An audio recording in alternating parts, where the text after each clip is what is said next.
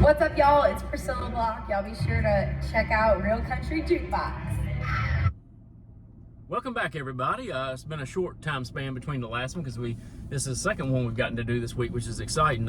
Her Priscilla Block. Thanks again to her at the top for giving us a shout out on the podcast. I'm James. This is Raymond. We're back with Real Country Jukebox episode number 18, and there's another huge holiday coming up Sunday. We did a Mother's Day salute with our country podcast. Now we're going to do one for Father's Day. Yeah, it's going to be real exciting. There is a flood of Father's Day related songs. So yeah, I've got over 30, and some of them I even left off just because there's so many. So with that being said, I have a couple for grandfathers as well. A lot of mine have to do with from the father's perspective to the son, but there is some of son perspective to the dads.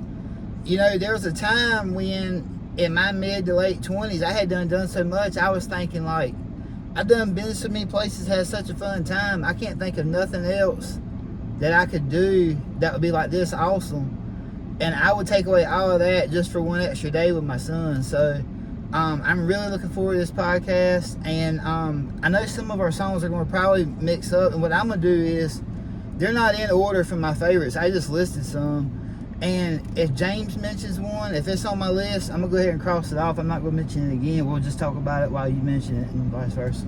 Yeah, that sounds good. So you want to start off? You want me to do it? Go ahead. You start off. All right. Because you have 50 songs. Yeah, just about. My first one is Things Dads Do by Thomas Rhett. This is one of the better songs on my list, and it was written by him and Rhett Akins' dad, and anyone that watches his podcast knows how much I love Rhett Akins. Thomas Rhett, his radio success, not so much for me, and that's why I love these podcasts when it gets us out of like our, top 10 favorite artists and stuff like that, because Thomas Rhett does a lot that I do love though, and it's unfortunate that most of it don't make the radio, but if you give Thomas Rhett a pen and paper and say, write something about your family, it's going to be awesome. Yeah, the apple don't fall far from the tree as far as talent. There's no question about that. But obviously, me and him have talked about it before, and this is not a knock on Thomas Rhett. Thomas Rhett's a talented dude, and he's out there killing it. But we like Rhett's music a whole lot more, and wish Thomas Rhett would do more of that type of music. But then again, he's his own person, so it's okay. Oh yeah. But Things Dads Do though, from the start to the end, it's so spot on. And when I listen to this song, even though my son's only 3, age-wise, I could be like, if I'd have had him at 20 instead of 33 or whatever, then he would be a teenager, like the way it describes in this song. And I can see me doing a lot of the stuff that they were talking about up here, and it'll probably happen in his future. So I love Things Dads Do. It's a great song to me, and I hope that that some of you that maybe have never heard some of these songs can pick them up and play them, like maybe for your dad. Speaking of, if y'all are looking for a last minute gift idea for your dad, I know a free subscription to Real Country Jukebox you can give him. Because the odds are, after dinner on Sunday, he's going to hand you the smartphone and say, hey, can you help me figure this out? While you're figuring out why he got hacked on Facebook, It'll only take you 30 seconds. You can go on up there and hit that subscribe button. So, but tipping into what he was saying though, and with Thomas Rhett, I mean, if you follow him on social media at all or know anything about him, he is such a good family man. Yeah. I mean, just that's all he thinks about. That's all he cares about. Still married to his high school sweetheart. I mean, I guess she's his high school sweetheart. Yeah. They've been together long enough. They ought to be. But yeah, just what a great guy. And the song he mentioned, y'all check it out. Yep. And there's actually a line in this song. I'm not a singer, so I'm not going to go into these lyrics, but there's one line of this song at the end where he talks about having 1 5, 1 3, and one that's 1 all at the same time. I mean, he's a busy guy outside of the music too, because he's got a big family, a big young family. Yeah. Ones they had and ones he adopted. At least one he adopted. Yep. So, but yeah, we're not going to do that to y'all. We're not going to start singing on here. Y'all don't want to hear that. We're going to talk about people who have that talent. We're not going to show y'all that we don't have that talent. Exactly. I'll throw one out there that I think is really, really cool. And I actually just thought about it as we were getting ready to start this podcast is Doug Supernault. I don't call him Daddy. There's something special I like about that song because, and I don't know why I thought about it, but I just thought about it as me and him were riding over here. I don't call him Daddy is cool because it's from the perspective of the kid letting his dad know that, you know, his stepdad does a lot for him, but he doesn't call him Daddy. His daddy's still his daddy. And it's a really cool thing. It's kind of a tribute to both because stepfathers play a big role too.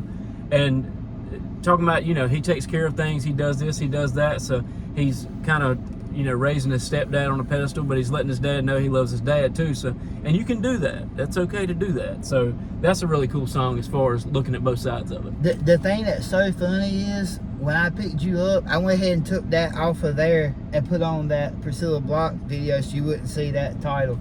Was that up there? Number 30. I had just thought of that. Was that on there though? No, I had took it off before you came to the truck. Oh, okay. That's weird. I was gonna think. I wonder if some kind of subliminal. No, Okay, that's no. wild. I just think it's crazy. We thought of it within like 5 minutes of each other. That's just about weirder than the two Highway 101 singers the other week. I know. But anyway, yeah, that is cool though, man. give us another Daddy song. Yeah, I got The Dollar by Jamie Johnson. Oh yeah. Yeah, it's just a fun song about, you know, a son wishing his dad was home more. Although his dad's doing the right thing and working for the family, you know, he's just trying to do anything he can to get a little bit of time with him to go camping and play football and That's stuff. right. And another cool thing too, it was Jamie Johnson's breakout album, and it's a very light song for a guy like Jamie, because Jamie's got some you know, he's got more serious songs. To me, I think that's kind of light, you know what I mean? Yeah.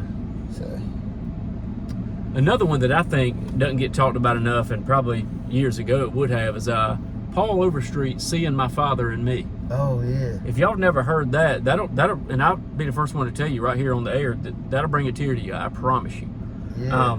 But it's just talking about, I'm seeing my father in me. I guess that's what it's meant to be, and I'm finding I'm more and more like him each day. And to me, that would be a compliment, because my dad, I think, you know, and everybody should, I hope, thinks this about their father. I think my dad's the greatest man that ever lived. So I mean, seeing that and hearing that and making those comparisons and stuff like that with that song is just, this is what. There's one father song that I think just trumps all, and I think we'll both get into that eventually. But this has to be right next door to it. Just "Seeing My Father in Me" by Paul Overstreet is a tearjerker and in a happy way, and a really good song. That is a really good one. My number three, I mean, not number three like that, but the third one I have up here is "Watching You" by Rodney Atkins. I had that too. Really? Yeah. Yeah, I knew that was going to come up. Yeah. But yeah, that is, it's just a fun song, and it's all very true, especially when you have young kids. You know, you can see it in there. So a lot of people know that one, ain't gonna spend much time on it. This is weird, but did he, like when he was putting those type of songs out, did he sound like Tim McGraw a little bit to you? Now I think about it, yeah. They sound like, he sounded a lot like earlier Tim McGraw. Yeah. I mean, not necessarily now, but I can see that now. just That you randomly said thought something of that. about it. Yeah. Not to get off topic, that is No. a great song. Yeah. You know. I can see that. You got a third one you want to come up with? You want me to just keep rolling since I got so many? Well, I mean, while I'm on the ticket about Paul Overstreet, he had another one called "Heroes," which was a pretty big hit for him. Heroes. And you have to listen to that one. It's he kind of starts out, you know, there's a blue-eyed kid on second base, wants dad to watch him play, and his dad can't get there quick enough. He hurries on his way. I mean, "Heroes" by Paul Overstreet is a really, really cool father-son song as well. While I was on the Paul Overstreet topic, I figured I would. And while we're tiptoeing around that one, there's another one too called "Sowing in Love," where he mentions, it sounds like "so in love," but "so in love," like tilling a garden, sowing, you know, sowing oats. He's basically saying, I used to love to walk behind my daddy as he tilled our garden every spring. Paul Overstreet had a lot of those father-son Yeah. songs. So while I was on that topic, I figured I would throw that back out there. That is a good one too. I remember that one about the baseball. Now I'm gonna go back and listen to that one because I Great forgot song, about it. man. That was And- one of his biggest hits. Yeah, and while we were on Rodney Atkins, I'll go ahead and throw out "He's Mine." That was another one I had. Okay. You remember that one? I don't actually. Okay, it's a pretty good one. It's just talking about you know, his son doing things when he was younger that he kind of got slapped on the wrist by, you know, coaches or principals, this, that, and the other. But outside of what rules are, he did the right thing. you know. Yeah. And the dad was like, yeah, he did that because he's mine. I'd have done it too. I definitely recommend you listen to that. Okay. I got That's My Boy by Justin Moore. I've talked about that one in the 2000s. I love that one. And while I mentioned Justin Moore, I'll go ahead and mention More Than Me also. I don't know if you know that one. I don't know that one. It's a little bit newer. Actually, yes, I do. Yes, Okay. I do. I've actually got that downloaded. It's kind of a kind of more personal, on a more personal level. Yeah. That one can be a tearjerker too. More Than Me. That's really good. Yeah, for sure. I think Raymond's probably going to talk about this one a little bit, but I'm going to bring it up because it's on my mind. But to me, probably if I had to, I mean, they're all good, don't get me wrong, because you're talking about your dad, just like on Mother's Day, they were talking about your mom. But to me, Love Without End, Amen is just, if you told me to pick one song that just says a lot about a father and son, it's that one, you know. Yeah. And got sent home from school with a shiner on my eye, fighting was against the rules, and it didn't matter why. And everything is just Love Without End, Amen, you know. Y'all know the lyrics. That one's popular, and then at the end it gives kind of a testimonial thing. But Yeah. what an awesome song! That's actually the next one that I had up here. Okay. Roll with it. And it's one of my favorite things about that is well, first of all, ever since my son's been here, before night, a lot of times I sing that to him, and we've actually even gotten matching Love Without End, Amen shirts. But that last verse, man, you know, it goes to show you, like, and like I said in the last podcast, anytime country music brings Jesus into it, puts it on radio for everyone to hear, I love that. But that's just such a strong statement, you know, because a lot of people don't have fathers or whatever, and then you always have one. That's Thank right. God, you know, life here is temporarily. So It's free. yeah, and I paired that with The Best Day by George Strait. Man, when I wrote down Love Without End, Amen, that was the next one on mine. Really? Because you pair an artist's songs together, and Yeah. that camping trip. Yeah. I had kind of Hopefully everybody's done that with their dad. Yeah, I had kind of done that a couple times. I went ahead and paired them together. There's some of them that I didn't, but anyway, yeah, that I think those are both really good. Yeah. And I like that. I used to camp with my family a lot growing up. We've talked about it. We grew up, I've said it before on the podcast, and I'm from Stokes. He's from Farm Life, but you know, I tell people I grew up in Beargrass because technically I did, because we camped, me and my family and brothers and everybody, we camped at Green Acres every single weekend. Yeah. And it was 15 minutes from the house, but we were on vacation. Yeah, that's right. It was awesome. I got That's My Job by Conway Twitty. Had that one on the brain. To me, that can be a tearjerker. Yes, sir. Now, a lot of people know that one. I ain't gonna get too in depth in that. Most of the ones I'm gonna get in depth are if there's some I feel like, you know, might not be that popular. You know? Yeah. You got Go some? ahead. All right. Yeah. I got Anything Like Me by Brad Paisley. And man, I say this a lot, but Brad's someone I've never appreciated for what he is. I mean, like, anytime I go back and listen to anything of his, I love it. But I don't never think of him as being, I mean, but Anything Like Me is, You never really got caught up in him, but yeah. Yeah. And in typical Brad fashion, too, he takes a serious thing and throws humor in there. yep, he's good at that. Yeah. So I like that. Yeah, and speaking of Brad Paisley, this is off topic a little bit, but the guy has no weakness. I get why some people gravitate more as maybe one of their favorite singers, and some people just kind of not take him for granted, but just, you know, go along with whatever they like him, but they don't. But I guess what I'm trying to say is the guy has no weakness. He's, to me, and there's a lot of people that can put debates in there, and that's fine. To me, he's as good a guitarist as there is in the world, and he's obviously can write songs that are serious, songs that are funny, songs with any kind of meaning to it whatsoever, and then the guy can sing. I mean, the guy has no musical weakness whatsoever. Yeah, and he does charity work. In other words, he uses his wealth to help people out. So, Yeah, he does. Um, With that free grocery store he's got out there in Nashville, you Yeah. know, for people that are not as fortunate as we are. yeah, that's right.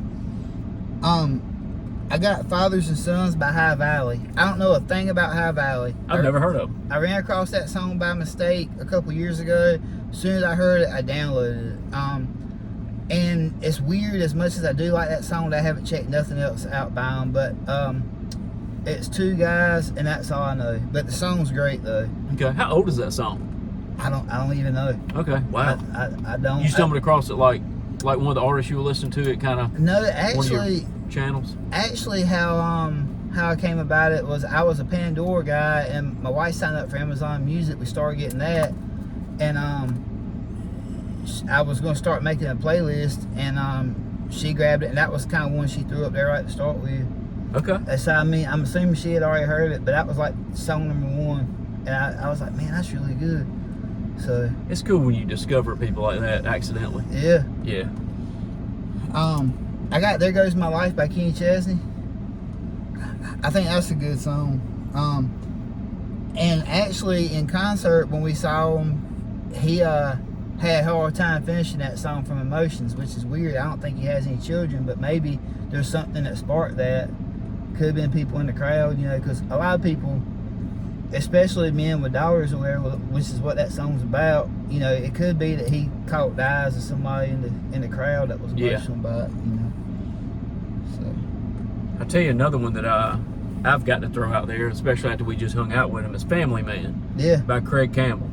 I mean, they're the ones my world revolves around, my sacred piece, you know. Everything about that song, and that was his first single, and he, you know, Craig Campbell is amazing, and that song is amazing. He's got the lyrics tattooed on his arm. That's pretty cool. Just everything about Family Man just showed you who Craig Campbell was right from the get-go, and he is a good family man. And another one kind of tinkering off that he did is one for his daughters called When She Grows Up. That's a tearjerker too. And if Brandon Murphy, my buddy Brandon Murphy's listening to this, he gets tore up about that song because he's got not a newborn, but he has a small daughter. And anyway, really, really, really good music. I was thinking of Family Man and was going to talk about it, but then that kind of triggered into When She Grows Up, which is really, which you could substitute the words for When He Grows Up. Yeah. You know, somebody like you that's got a son, it's the same yeah. meaning, you know. Yeah, that's right. And I actually had those two paired together. And with that being said, when I was Oh, they're same too? yeah. Oh wow. Okay. Since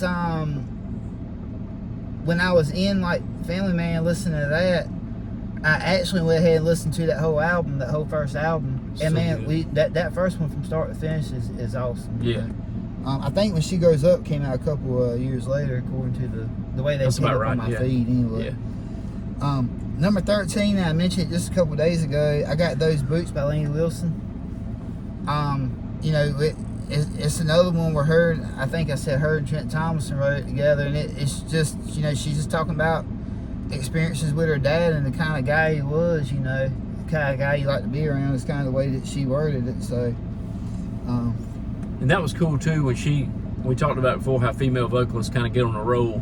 Reba won for so many years and Miranda won for so many years, and now it looks like it's kind of Lainey's turn. And I'm saying all that to say, when she finally got CMA Female Vocalist of the Year last year, she got up there and I think she was pretty teared up. Mm-hmm. But her dad, they didn't know if he was going to make it right there for a while, not too long before that. I can't even remember what happened, but she got up there and she was talking about how thankful she was, how she's so close to her dad, and how thankful she was that he was able to be her date for the CMA Awards, and on the same night she would win it. And what was comical and kind of could break the sadness, I guess, a little bit was when she said, I'm trying to think what his first name was.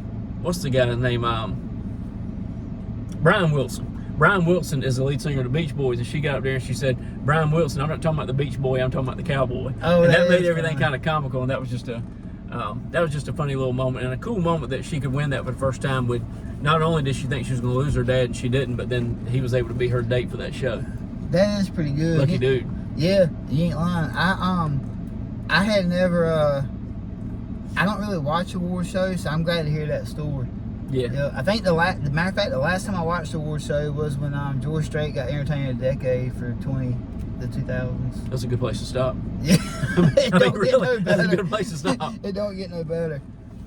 My number 14 is Single Father by Kid Rock, and I know the whole I continue to put Kid Rock on this Real Country Jukebox podcast, but I have a couple reasons behind this. First of all, there's some single fathers out there. You hear about single moms all the time, and props to single moms to do that. But Yep. the single father thing isn't as popular, but it's out there all the time. Yeah. And him and David Allen Coe wrote it, but it's written about his own life, and the whole thing's true.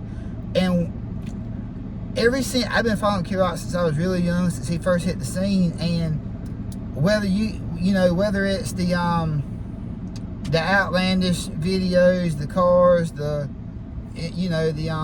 fur coats and all this stuff. Every single album, he has at least one song that you can tell the sadness and real life emotion that was behind the pen. That's what it's all about. Writing. And Single Father, I mean, it's just it's just an awesome song. It's sad. It really is, especially if you look. It was 2003, so I mean, he hadn't been out but like 5 years. He was still a young guy, living like the rock and roll lifestyle. Yet, when it all comes down to it, when it comes to his son, he's a guy like me or you, just trying to make it happen. Takes care of what matters. Yeah, and it is a very very good song. So I definitely recommend that one. And it's definitely got a country feel to it anyway. And my next one is He Didn't Have to Be by Brad Paisley. Oh man, I forgot about that one. Yeah. Wow. That's a really good one too. And I think the meaning behind that's great. But just for the heck of saying it, you kind of do have to be. You knew he was there when you got there, so you do need to take that extra step. But in the story the guy did though, took the kid on him and his wife's first date. Yeah. And stuff like that. So, and that was on Brad's first album, right? It was. Yeah. Who Needs Pictures? Yep. 1999. Yeah, that whole album's good too. It is. That's his best album to me. Yeah. I'm gonna do a double shot of the GOAT. Alan Jackson. If I remember the story right, when his dad passed, they said something about, "Hey, write something for your dad," yada yada yada. He didn't want to write anything sad, so he wrote "Drive," which is kind of for his dad. Talking about his dad teaching him how to drive, taking the trash off the Thick Pen Road. All that whole paraphernalia in that song. And but then at the same time, it's a tribute to his daughters who were young and growing up at the time, and him teaching them how to drive. So Drive was really, really good. And piggybacking off the Alan Jackson thing, the double shot I was talking about, if you want to know everything about Alan Jackson's mom and dad and the life, obviously Home was real big on the first album. That told a whole lot. But Small Town Southern Man is pretty much like a biography of Eugene Jackson in about 3.5 minutes. Yeah. And that one will chuck you up at the end too, but in a good way. So really, really cool song, Small Town Southern Man. That one is awesome for sure. I don't really have a whole lot to say about this one, but it is a good song, for fathers. His Daddy Never Was Cadillac Kind by Confederate Railroad. I like that song. Yeah, I like most of everything Confederate Railroad ever does. There's not anything that I'm in love with so much that they're going to constantly come up with on a top 10, but they're a solid group and they're kind of underrated. I mean, you don't hear about them like you do some of the other bands of that time. And speaking of them, this is all topic on the Father's Day thing, but what's funny to me is we used to go see a lot of acts at the Long Branch in Raleigh when it was open. And there was always music for 2 or 3 minutes. And then the act would come out, to the roaring crowd and stuff like that. We went and saw Confederate Railroad. It's just how laid back these dudes are. We went and saw Confederate Railroad at the Long Branch. And we were waiting for the music to come on, the lights to go off and all that. No, these cats just walked out there and grabbed a guitar and mic and just started singing. They were singing in a conference room somewhere at a hotel for somebody for an audition or something. It was just like, you got the job. If you were auditioning for the people at Long Branch, you got it. But anyway, it was just like, I'd never seen anybody do that. Just walk out and just, like you weren't even a big deal. But anyway, I thought that was funny when you said Confederate Railroad. That is funny. What an underrated band though, man. They were good. Very They true. still are good. Yeah, the last time that I was at the Long Branch, man, me and Daryl just got kicked out of Stumbling. Daryl loves to mention the Long Branch. Yeah. My next one is Bible in a 44 by Ashley McBride. Okay. And I know it's written for well, it sounds like it's for her dad. The first time I heard it, it was her and Eric Church on stage. It was live. Yeah. But it kind of reminds me a little bit of my granddad Raymond. He he has a 44, and it seems like anytime he's dealing with a gun, it always is pretty often. It's always a big gun like a 44 or whatever. And the part about like teaching you how to hunt and stuff like that. So Right. When I hear that song, it makes me think of him. Awesome, man. My next one is one I recently found, and I weren't even looking for Father's Day songs. Matter of fact, I had a pretty hefty list before I Googled a couple and found a couple more I forgot about. But Takes After You by Ernest. And Ernest kind of, he piggybacks off of Morgan Wallen a lot. And most of the stuff that I like from Ernest is songs he wrote with Morgan Wallen that Morgan Wallen sings. But when I look more into Ernest, he's a good singer too. It seems like Morgan Wallen happened to get the better of the songs. To what I found so far, I haven't dug into them a whole lot, but this Takes After You is very good. It's about him talking to his wife about their little 2 or 3 year old son, and just like, you know, yeah, I hope he picks up more of your traits than mine. It's a real good song. I recommend people checking it out. He's new, and I don't know enough about his music on a whole, but I know when it comes to writing songs, he does very good. So I would check that out. I Wish I Could Have Been There by John Anderson. Oh yeah. To me, that's a tearjerker. Yeah, it definitely is. I think it isn't so much about him missing the. I would have never thought about that one, but I remember that song well. It ain't so much about him missing the stuff when the kids were little. It's about him, like, they grow up, move away, and he's still alone. Yeah, I don't know. It ain't one I want to listen to all the time. No, I really listen to Seminole Wind than that one. But still a good nod for a song, but yeah, not something you want to sit around and listen to on the weekend. Yeah, that's right. Now, this one's one of my favorite songs of all time. It's 3 Year Old by Eric Church. I thought about that one. Yes, I love that song. And now your son is 3, so that's kind of yeah, for sure, man. Yeah, I mean, and I feel like that's one of those that even if nobody else heard it, he kind of like wrote it for his wife about their child. I think that's awesome. But there's a part in that song where he talks about a fishing pole sinks faster than a tackle box.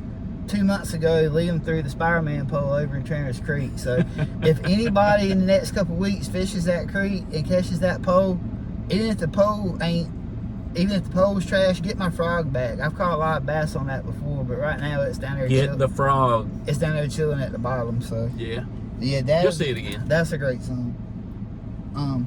I learned that from a 3-year-old. That's good. Yes. Hell of a Way to Go by Riley Green. That is a great song about his dad, and he was just saying that basically him and his dad were fishing, and his dad was talking about, you know, like when he goes, the things that he'd be doing, and he talks about Alabama football. And I'm gonna get off of this track a little bit to mention one thing, in case anybody from like a sports show or a game show here's this podcast. I think next year when Alabama and Tennessee play each other, there should be a separate game where Morgan Wallen and Riley Green are doing the commentating. And I want to be there to kind of keep the energy going. Even if they don't sound like sportscasters, it will be more entertaining than just about any sportscaster you could listen to. Yep. What a play-by-play that would be. Yeah, you ain't lying. Yeah, and I feel like I think obviously Tennessee beat them last year according to Morgan Wallen, but if Alabama beats Tennessee, I know Morgan Wallen will be talking trash the whole time. No doubt in my mind. So,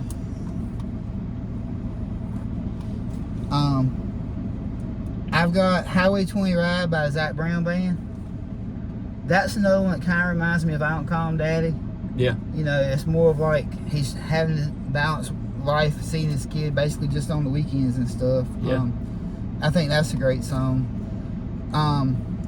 I've got Boy Named Sue by Johnny Cash, which is kind of funny. And a lot of people know that song, but just in case you're unaware, Shel Silverstein, which is a children's book author, actually wrote that. And some of my favorite books that Liam has, he actually wrote those, and I can tell by reading the books and listening to that song the kind of like personality he has, and I bet that he could be a very authentic songwriter, kind of like how Eric Church is. What a wide range of talent too. Yeah. To write children's books and then write a Johnny Cash song. Mm-hmm. It's crazy, man. Yep. So I've got Another one that now this one is one that sometimes I can't get through because it reminds me of my grandpa Leslie so much, but it's called "He Walked on Water" by Randy Travis. Love it. Whew, man, especially that part where he says he was 9 years old at 63. I loved him and he loved me. I was like, gosh knows, Yeah. man. Yeah, that's a tough one. He wore starch white shirts, Yeah. button at the neck. I got "Grandpa Told Me So" by Kenny Chesney. There's one line in that you probably gonna say it, but I love it. Go ahead. The snake is just as scared of you as you are of him. Yeah, I love that line. it is really good. And as a man. kid, I believed because Grandpa told me so. What a great song, man. Yeah, that was back the original Kenny Chesney. And then I'm going to say, As today's people say, the OG yeah, Kenny Chesney. That's the only time you'll ever hear me say that. yeah. And the only time I'll use this one because people use it all the time is I ain't heard that song in a minute. You heard them say that in a Well, minute? it's only been a minute. It's not that long. It's a lot of songs. Like I ain't heard a lot of. I've never heard any song in a minute. So My next one, and I'm gonna end it with this, is "Granddaddy's Gun" by Red Akins. that's your closing number right there. Yes, yeah. I love that song, and people have covered it. Aaron Lewis has covered it. The lead singer of Stained, Blake Shelton's covered it, and that will always be the original. I love that song. So- Well done, man. You had a nice list. Well, thanks, Nice man. list, man. Yeah, and to be honest with you, I had to leave off some that I didn't know how long this was going to take. I didn't know how much time I was going to spend. Yeah, we So- thought we might be here till next Thursday, and we were just going to. You could watch us sleep on the air. You could watch us eat on the air. It's true. But anyway, yeah. I think that went good. Happy Father's Day to all the fathers out there. And I don't know what we're gonna hit y'all with next week. But Yeah, but it'll be something We'll come up with interesting. Yeah, something. Happy Father's Day to all of you guys. Happy Father's Day to you. Thanks, Happy man. Father's Day, yeah, to just every single one of you out there. yeah, for sure. You're appreciated and loved. Yep. All right. We'll see you next time.